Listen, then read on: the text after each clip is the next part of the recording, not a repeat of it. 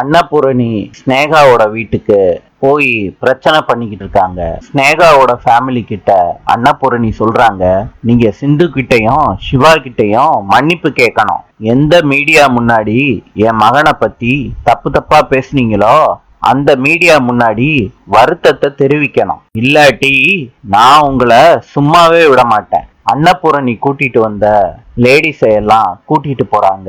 அப்ப ஸ்னேகாவோட அப்பா அன்னபூரணி கிட்ட சொல்றாங்க, என்னைய பத்தி தெரியாம மோதிட்ட, அதுக்கான மோசமான விளைவை நீ பார்க்க வேண்டியது வரும். அன்னபூரணி சொல்றாங்க, உன்னால முடிஞ்சதை பண்ணிக்கோ, உன் மிரட்டலுக்கெல்லாம் பயப்படுற ஆளு நான் இல்ல.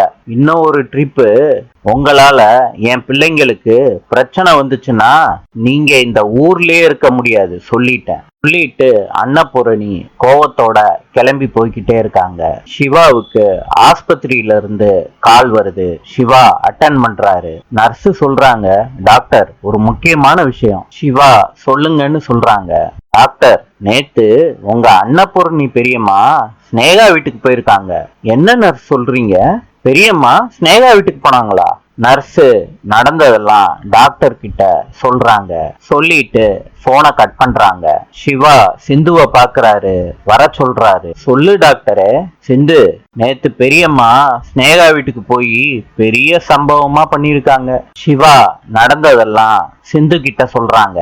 சிந்து, அன்னபூர்ணி பெரியம்மா எனக்காக மாத்திரம் செய்யல சிந்து, உனக்காண்டியும் சேர்த்துதான். டாக்டரே, நீ சொல்றது மாத்திரம் உண்மையா இருந்துச்சுன்னா என்னைய விட இந்த உலகத்துல சந்தோஷப்படுற ஆளு வேற யாருமே இருக்க மாட்டாங்க டாக்டரே. சிந்து, உன் மேல இருக்க கோபம் குறைஞ்சா சரிதான். சரி சிந்து, காயம் ஆறிடுச்சா? ஆறிடுச்சு டாக்டரே. சிந்து, பெரியம்மா கோயிலுக்கு போயிருக்காங்களாமா, நான் கோயில்ல பார்த்து பேசிட்டு போறேன். சரி டாக்டரே, வர்றேன். சிவா கிளம்பி கார்ல போறாரு. சிந்து விஷயம் கேள்விப்பட்டு சும்மா இல்லாம ஸ்னேகா வீட்டுக்கு போறாங்க. சிந்து ஷாமையும் கூட்டிட்டு வந்திருக்காங்க.